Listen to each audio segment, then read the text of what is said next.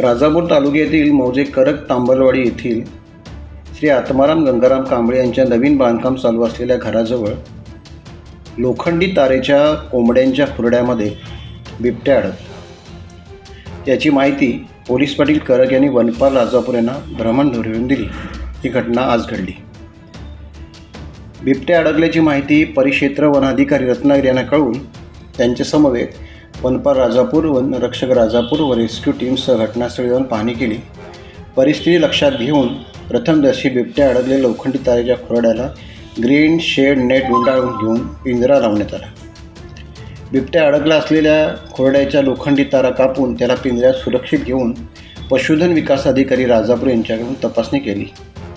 विशेष म्हणजे कोंबड्यांच्या शोधात आलेला हा बिबट्या राजापूर करक येथे कोंबड्यांची शिकार करताना स्वतः लोखंडी तारेच्या खुराड्यात अडकला।